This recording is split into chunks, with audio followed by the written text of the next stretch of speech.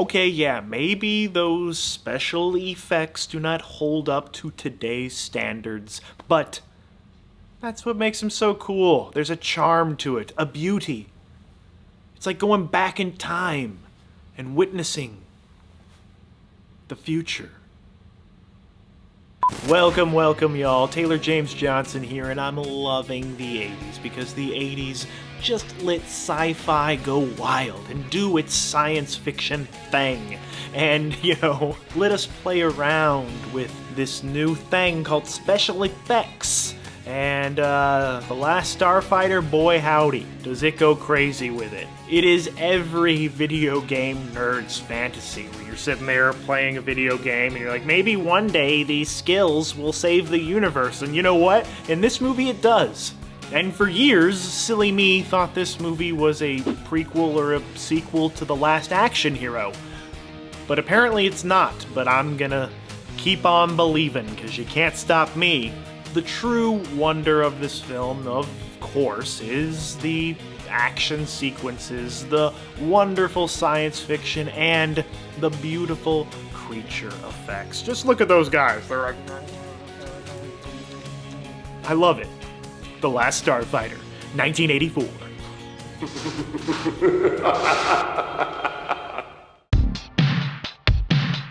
You're walking away from history? History? Did Chris Columbus say he wanted to stay home? No. What if the Wright brothers thought that only birds should fly? Listen, Centauri, I'm not any of those guys. I'm a kid from a trailer park. If that's what you think, then that's all you'll ever be. Greetings, Starfighter. This week we dive into one of the most revered cult classics of the 1980s, The Last Starfighter. Released in 1985, 1 year after Return of the Jedi closed out the original Star Wars trilogy, The Last Starfighter was one of the first feature films to use CGI special effects for the majority of spaceships, plus environments and battle sequences. Along with Tron in 1982, The Last Starfighter is widely regarded as ushering in a new wave of science fiction visuals that changed the way movies looked forever. It also influenced everything from video games to books, especially Ready Player One author Ernie Cline, whose novel Armada was eerily similar. While we have long awaited a sequel, as well as the promised arcade version teased in the end credits, let's look back at this awesome movie from long, long ago in a decade far, far away. This is it. Here we go. While generally well regarded by critics, The Last Starfighter was, admittedly, a financial disappointment for Universal, grossing only $28 million domestically against a $15 million budget. Not a disaster, but not a hit either. Developed to ride the Star Wars bandwagon, The Last Starfighter follows a pretty basic premise. Teen video game phenom is recruited to pilot spacecraft thanks to his skills playing an arcade game that is actually a recruitment tool for an intergalactic army. I've seen him come and I've seen him go, but you're the best, my boy. Dazzling. Light years ahead of the competition, which is why Centauri is here. He's got a little proposition for you. Written by Jonathan Butel, whose only other credits are the 1985 sci-fi comedy My Science Project and the unspeakably terrible 1995 Whoopi Goldberg flop Theodore Rex, Butel got the idea for the film while working as a cab driver and after reading the classic Arthurian book The Once and Future King by T.H. White. He then visited an arcade and thought, what if The Sword in the Stone were a video game? The Last Starfighter was directed by Nick Castle, the Shape himself. That's right, the original actor to play Michael Myers in John Carpenter's Halloween directed The Last Starfighter.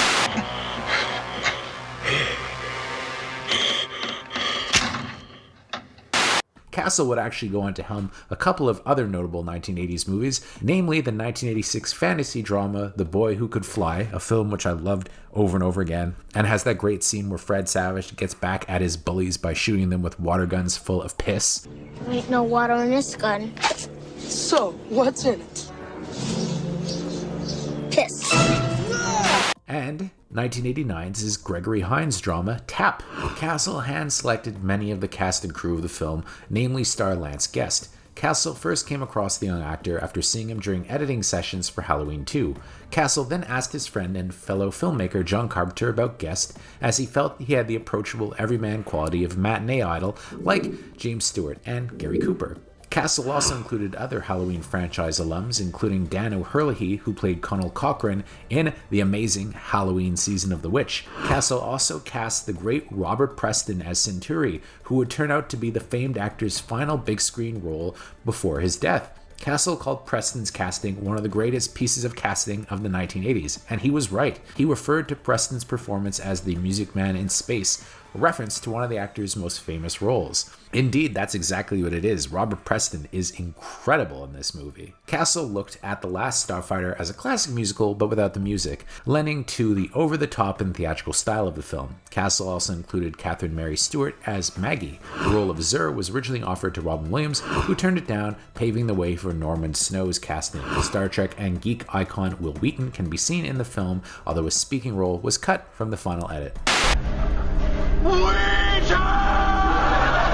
Castle was also deliberate in his selection of several crew members, including composer Craig Safin, who ended up composing one of the best themes of the 1980s with Rima Williams' The Adventure Begins. Safin's goal with the score for The Last Starfighter was, in his words, to go bigger than Star Wars, which resulted in his use of a massive orchestra with quadruple the number of woodwinds, as well as 8 trumpets and assorted horns. The score remains one of the most memorable from the era, and odds are you may not even realize you know the main theme song.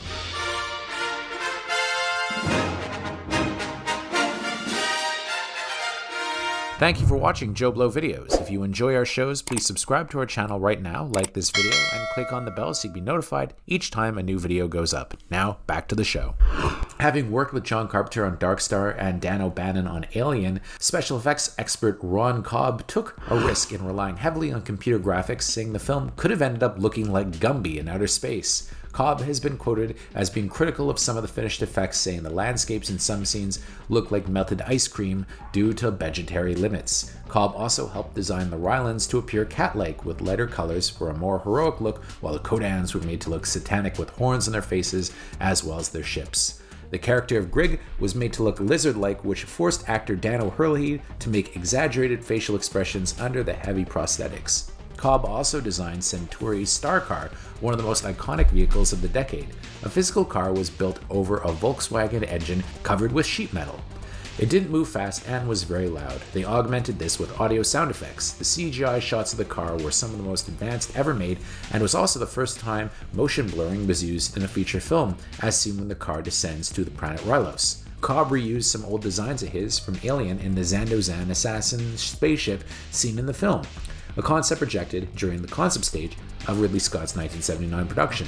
Fun fact, Ron Cobb was originally selected to design another iconic sci-fi vehicle, this time the Time Machine in Back to the Future. Are you telling me that you built a time machine out of a DeLorean? In regards to the film's similarities with other 1980s directing icons, Castle said you basically back into George Lucas and Steven Spielberg at every corner.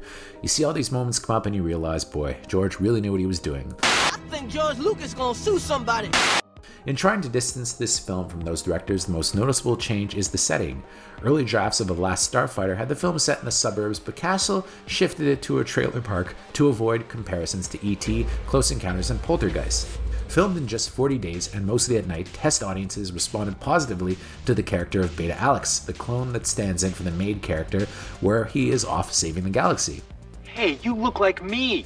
To be honest, the initial scenes of Beta Alex's body and metamorphosis freaked me the hell out as a kid and remain a nightmarish image to this day. But audiences loved the humor this clumsy clone brought to the film, which resulted in reshoots to add more scenes. Lance Guest had to wear a wig and heavy makeup during reshoots due to an illness he had after production initially wrapped. The reason audiences warmed to The Last Starfighter is due to the film's combination of space opera and the average human becoming an intergalactic hero. But I was going into Toshi Station to pick up some power converters. While Luke Skywalker was a farm boy who blew up the Death Star, he was descended from a line of powerful beings and had the Force. In this movie, Alex is just really good at video games. For any kid coming of age in the 1980s, that was their bread and butter. I, for one, know I played every video game after seeing this movie under the impression that maybe, just maybe, I might unlock the right high score to become a starfighter of my own. But it never happened. The movie doesn't tread into heavy territory as far as plot goes. The narrative is as thinly drawn as possible in order to tell the story. The most heavy lifting comes early as the various alien races, factions, and names have to be rattled off for us to remember. Names like Ryland's Star League, the Kodan Armada, Ambassador Enduran, Grig, Gunstar, and so many more, just as quirky as anything in Star Wars or Star Trek, but are also easily remembered and roll in the tongue. Well, I don't know, maybe not Ambassador Enduran. What really stands out is the most impressive space battles, which 4 decades later still hold up pretty well. The training that Alex undergoes is very reminiscent of everything from The Karate Kid to Star Wars, but it works thanks to the solid makeup effects on the alien characters. It also helps that Alex doesn't easily believe in what's going on around him, and it takes some time for him to warm up. It also works because of the great Catherine Mary Stewart. A stalwart in 1980s films like Night of the Comet and Weekend at Bernie's, Stewart was a crush-worthy actress who makes Maggie a believable love interest for Alex, as well as a solid female lead that wasn't just arm candy. Robert Preston's Centauri is also the best mentor character since Obi-Wan Kenobi, imbuing his character with enough swagger that even for a 64-year-old was pretty impressive. I will admit that for a PG-rated movie, there are some pretty scary moments that got me as a kid, especially when Centauri reveals his alien face for the first time. In hindsight, this and Beta Alex reveal were pretty tame compared to what we see in movies nowadays. Now, of course, The Last Starfighter was supposed to be a much bigger deal than it was. The end credits tease a real-life arcade cabinet with a playable version of the game Alex plays in the movie. Atari got as far as building the game as their first 3D arcade game and utilized the same controller as the first Star Wars arcade game. Once Atari executives saw the movie, the arcade game was scrapped due to their belief that the film would be a financial disappointment. Since 1984, The Last Starfighter has been adapted as an off-Broadway musical, a comic book miniseries, a novelization, a tabletop board game, as well as Atari and NES video games. Starting in 2008, development on a sequel had been bubbling, with everyone from Steven Spielberg to Seth Rogen wanting to make it happen. The closest we have gotten is Rogue One screenwriter Gary Whitta, who attempted a TV series, and a film sequel has been announced via Twitter. Challenges with rights to the property have been the main culprit for stalls, as Universal and Warner Brothers, who acquired Lorimar, the original producer, have been stuck at odds with each other. As of October 2020, Boutel and Whitta have claimed to have the rights back to The Last Starfighter, with a script in active development. So when the time comes, maybe we will see the return of the Kodan Armada and find another starfighter to take up the controls to save the universe. With so many 80s classics getting revivals or reboots, now may be the time to check out the original Last Starfighter. So grab your quarters and let's steady those gun sights for another massive interstellar battle. Greetings, Starfighter. You have been recruited by the Star League to defend the frontier against Zur and the Kodan Armada. Yeah.